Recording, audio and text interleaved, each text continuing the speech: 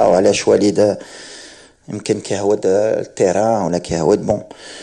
Juste pour expliquer un peu la configuration litrat, mort la Coupe du Monde 2022 au Qatar, جلسنا مع bien sûr la DTN et surtout le président Fawzi Al-Qja qui m'a confié la responsabilité de cette équipe nationale des U23, forcément. On a dit mort la Coupe du Monde, donc je répète bien mort la Coupe du Monde 2022.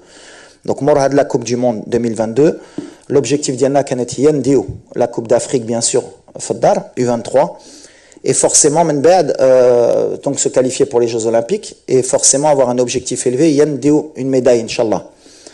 Donc fad le contexte, Mia dit la responsabilité, forcément je m'investis à 100% de Haligoult. Donc si je me rappelle bien, au mois de mars 2023, le match contre le Brésil, peut-être déjà il y avait pratiquement, je crois que c'était 7 joueurs olympiques.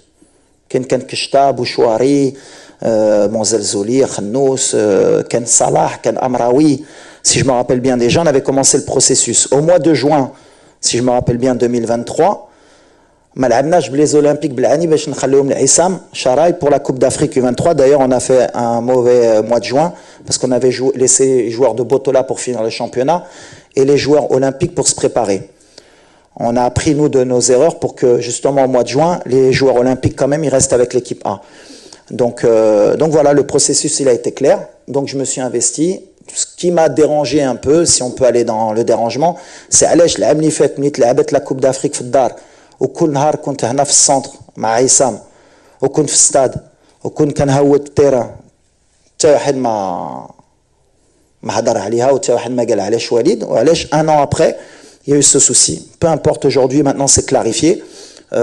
Quand le président m'a donné la responsabilité de nommer le sélectionneur des U23 pour les Jeux Olympiques, et je le remercie pour la confiance, c'est moi qui ai nommé Tarek Skitioui, et j'assume ce choix. Et j'ai pris la responsabilité de, si ça se passait pas bien, bien sûr, de prendre la responsabilité. D'ailleurs, c'était la responsabilité, puisque quand on a perdu un match au JO, c'était la faute du sélectionneur des A. Mais avec Tarek, ça s'est super bien passé, puisque déjà, on avait une réunion au préalable quand il était au Mas de Fès, quand je lui ai proposé le challenge des Jeux Olympiques, et sur tout le mode opératoire des Jeux Olympiques, tout était clair. C'est-à-dire qu'il savait très bien que les joueurs, il les aurait pratiquement 15 jours avant les Jeux Olympiques.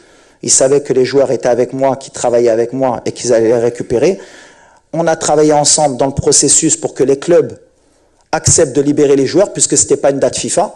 Donc, pendant tout le mois de vacances que j'aurais dû avoir, c'est moi qui me suis déplacé pour convaincre et Monaco, et le Betis de Séville, et le Havre, et X et Y. Bon, c'est vrai que j'ai échoué sur Shadi Riyad et sur Saïbari du PSV, puisque les clubs n'ont rien voulu entendre, malgré que jusqu'à la dernière minute, on s'est bien battu.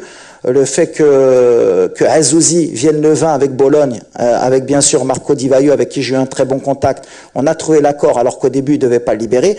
Donc voilà le processus, comme l'a dit Tarek, il l'a très bien expliqué, comment on a fonctionné pour que le Maroc gagne à la